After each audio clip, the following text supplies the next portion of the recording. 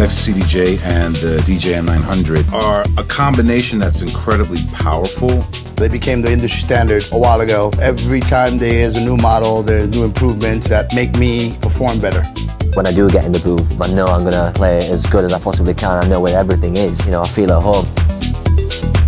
High resolution audio means a lot to me, especially when you're out there in a club. One of the main advantages is the ability to play lossless files. You're losing information in a low-res quality MP3. Anything in 96K, 24-bit, FLAC, wireless ARFFs. So in my rider, I have everything set up digitally. I don't feel like there's anything else that would sound as good as the CDJ.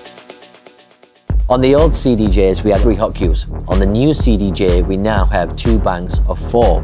For myself, being in the studio, I like to dissect each record, and it's very, very simple. You do this in Record Box. Red for acapellas, green for drums, blue for synths, and if you like to shoot things off the fly, it brings out more possibilities. When you press a hot cue that's not taken during a track, it instantly sets it. So this means it's already there by pressing it. If you want to delete it, you just hold this little button here and you click the cue point where you want to delete it. Being able to change the quantized value really quickly is great, because when you're looping, you want it quantized to 1 beat, but then if you're going to be doing some mashing up of the hot cues and more performance-based stuff, you can change your quantized value to something smaller, like 1/4. The slip reverse is a very useful tool. There was nothing wrong with the reverse before, but you had to have it in slip mode to engage it. With this, it's just instantly there. I remember that I was playing with one of the original models, and it had this little button here where you can actually loop a song into 4 beats. It's not only back, but it has more features. This means you can immediately jump into a loop, half that loop again, and make it go really small and exit out of it. If you have this little unit here, I can edit the record on the fly. And I think it's amazing that you can actually plug and play with the new decks as well. You can control cue points, and then you don't have to skip between the 4.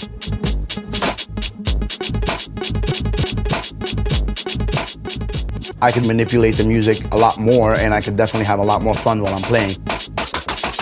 Beat jumping for me is a big deal. It's being able to remix on the fly. To be able to jump around is a huge advantage.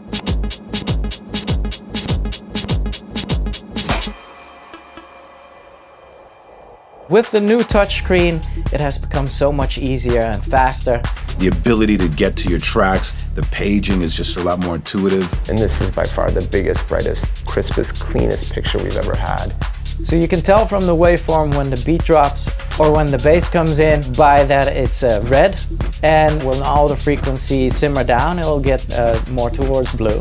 We have a full Qwerty keyboard now, which is even faster, more intricate. How I can search for a track that just pops into my head at that special moment, or when the promoters just told me that I can play one more and I wasn't expecting it and I have no idea where I am in any of my playlists. That's a game changer, definitely for me.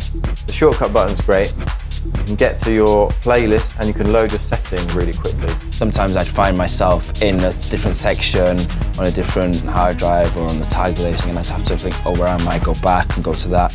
With a shortcut, I'm able to just see exactly what's going on. You are able to adjust so many things with just one button. Or you can also change the phase meter. If you go to the Type 2 one, for example, yeah, you can see how precise you can actually mix into the next track. You can change your waveform into blue or RGB. It's just one button press away from all kinds of features you really want at your fingertips. If you've got a playlist of like 1,000 tracks in, completely unorganized, then you can use the track filter button and work out which tracks are going to mix harmonically and within which tempo range. Set it to your master deck, which is playing elsewhere, and then in that playlist you're going to see just the tracks which you've set your filter parameters to. So if I use the track filter button here, I can set these parameters. Let's say I want 4% BPM range of what's currently playing over there, and we're going to have a related key as well. Set it to master player, so it's set to the deck that's playing out loud. And then when I hit the track filter button, it's only going to show me the tracks that mix harmonically and are within that range. And then you have my tag, where you can now search by whatever you tagged your records with. So whether it be techno or housey or deep techno or after hours, you can actually go in now and search by those tags. So another nice new feature of the whole new Nexus range is you just need one USB cable between the mixer and your laptop, and as long as you have your CDJs connected with Ethernet, you can use all 4 CDJs in HID mode. Our DJ booths get packed with people. You don't have to plug and unplug cables and move things around. And I think that makes that simpler, makes my life easier. For me, DJing is about creating a vibe, creating an environment, creating a mood, taking people on a journey. When I'm DJing, I want to feel free in my way of making music, and these products just leave me this freedom. The new CDJs will definitely make my experience a lot more fluid. I need those functions so I can make a simple record sound absolutely insane. I can manipulate the music a lot more and I can have a lot more fun while I'm playing. It's the peace of mind that I get knowing that I have the best equipment I can.